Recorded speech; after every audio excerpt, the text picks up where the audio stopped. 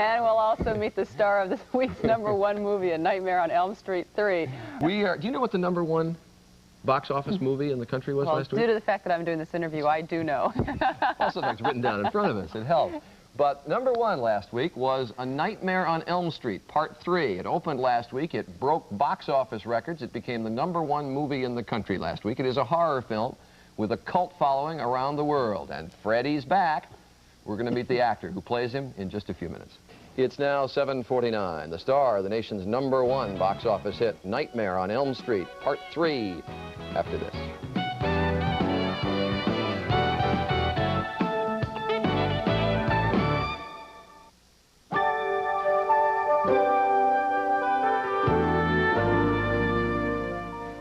It is now 7:51. First there was Nightmare on Elm Street. Then there was Nightmare on Elm Street 2. Now, just when you thought it was safe to get back in the theater, A Nightmare on Elm Street 3, called Dream Warriors, the #1 movie in the country last week. In Syracuse, they called in the mounted police to control the crowds at theaters. Out in Los Angeles, they chanted, "Freddy, Freddy." They all went up in cheers, all because of the movie's razor-gloved madman named Freddy Krueger. Watch this if you dare.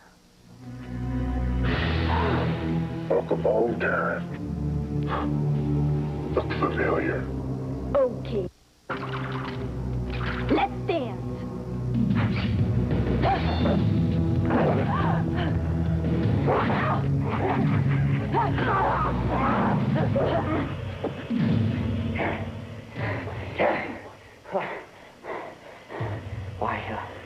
Why should we fight? We're old friends, you and I. And joining us this morning from Los Angeles is Freddy, known to his friends as Robert Englund. Hi, Robert. How are you? I'm pretty good. How are you, Joan? All right. I'm great. But this movie, the biggest opening ever for an independent film. Did you realize this was going to be this big?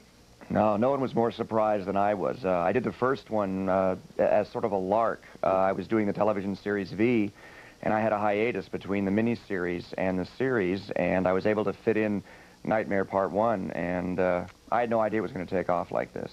Give me your description of Freddy Krueger.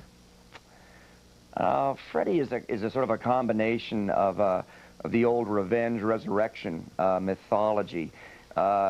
Basically, two wrongs don't make a right, and Freddy was also wronged, as well as the crimes he committed.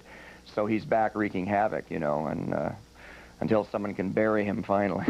The makeup is unbelievable. How long did that, was it really tough to get into that makeup? Yeah, the putting it on and taking it off is a pain. It's a healthy 3.5 to 4 hours. Once it's on, it's not a problem. It's designed so well. Kevin Yeager has designed it very light. It's foam latex, and the wearing it is not a problem. But if they wrap me late at night and promise me that I have a late call the next day, and then they renege on that, and I have to be called in early, it's pretty awful, because I usually tear that stuff off as soon as I can when they tell me I can go home, and putting it back on raw skin in the morning is not a lot of fun. Do you have a hand there or something with you? What do you have with you? Did you see it a little bit? I was trying to keep it out of frame. Yes. Just a man about town. That's right. Well, did you leave all this garb on and you know, go to the lunchroom and things all day long? Actually, when we were shooting Nightmare 1, the crew and the people that I work with get very blasé about the way I look because they get used to working with me day in and day out.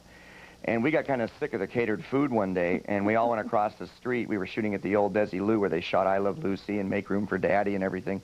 We all ran across the street in Hollywood to this Thai restaurant, and forgetting that I was in complete Freddy drag. And we walked in the restaurant, and just as we walked in, the owner came out of the kitchen through the swinging doors and just turned on his heel and went right back in the kitchen. I'm sure he's still back with his ancestors. He lost his cool on that one, Yes, we scarred him for life, yeah. Well, is this okay for little kids to see? Nah, I wouldn't recommend it to kids at all. No, if I had a kid, I wouldn't let him see it. But it's heavy, scary. Very scary. There seems to be a sort of a cutoff line in the early teens. A lot of 14 and 15-year-olds that aren't supposed to see it have had their tongues sort of firmly entrenched in their cheeks and watch it with a kind of sense of humor that we intend. So it's not bad for them, but I wouldn't let kids go near it, no. And you come from a Shakespearean background. How surprised were your family and your friends when your career took this sharp left over here? Well, my mom and dad had to go through a whole period of me being quite the snob. I was a classically trained actor and had done just about all the clowns in Shakespeare before I turned 25.